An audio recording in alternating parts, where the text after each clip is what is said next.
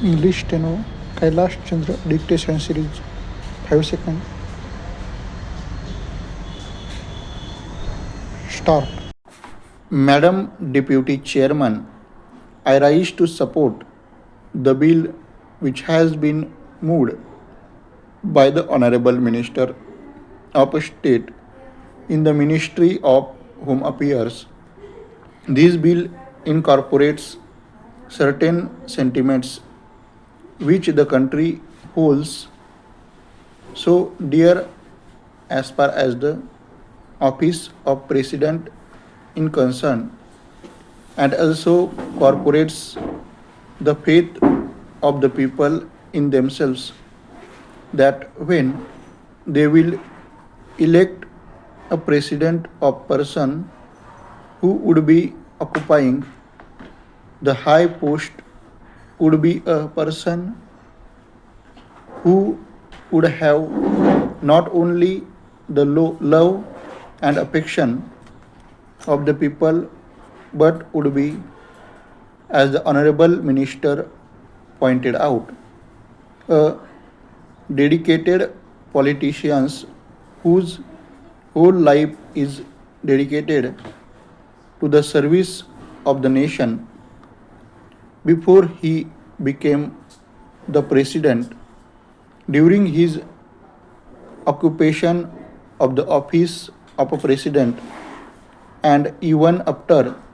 he retired from that office, it is this confidence of the people in themselves and the high love and affection which they hold for this office which have resulted in this particular bill being considered by the House at the present moment. Paragraph. The Honorable Minister has pointed out that the President who has just retired has fulfilled all the requirements which are the basis of this particular measure and the measure which was passed in 1951. I wish that he had mentioned the last Governor General also, to whom both the measures apply, whether we may agree or may not agree with the last Governor General on some of the political views that he holds. There can be no two opinions that the last Governor General was also an illustrious son and is an illustrious son of this country and deserves all the consideration, all the love, and all respects of the country which are being incorporated in the present measure and were incorporated in the 1951 Act, while therefore fully supporting the measure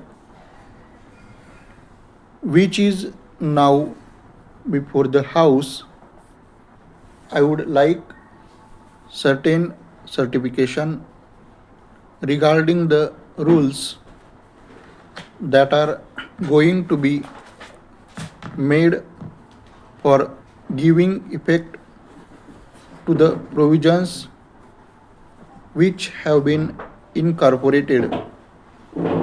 in the present bill. Paragraph. In the statement of objects and reasons, we are told that a person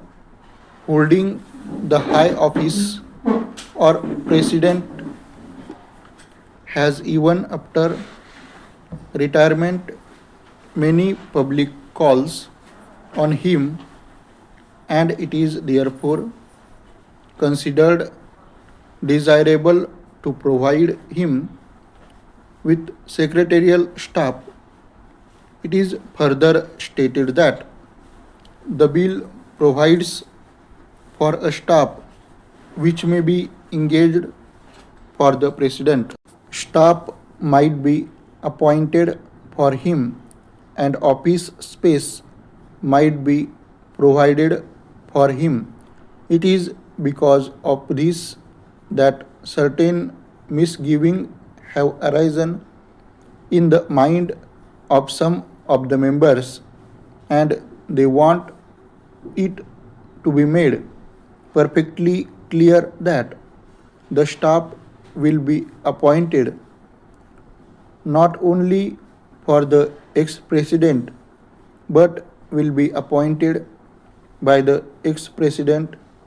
and it will be his wishes and his desires that will be taken into account when a particular reason is being appointed. Also, regarding the office which is engaged for him, his wishes should be taken into account so that he knows who would be a convenient place for him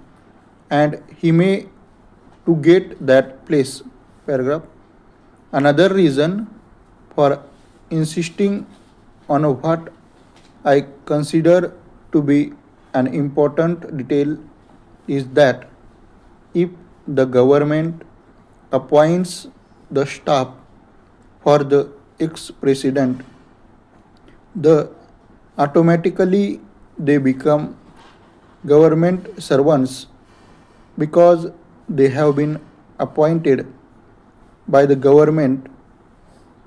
It may be that in the rules a clarification might be attempted whereby they may be exempted from some of the service conduct rules which are applicable to normal government servants, but even there it will be much better that this should not be left in any doubt, and that these reasons that are appointed to assist the ex-president in his secretarial task are appointed by the ex-president himself. They would be the staff of the ex-president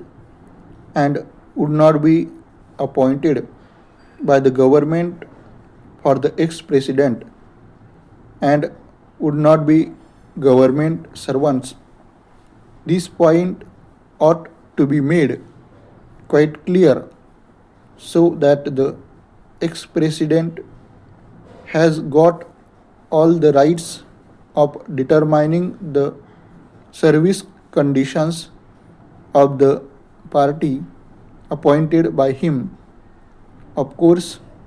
subject to the overall limit which has been provided, and to my mind rightly provided in the bill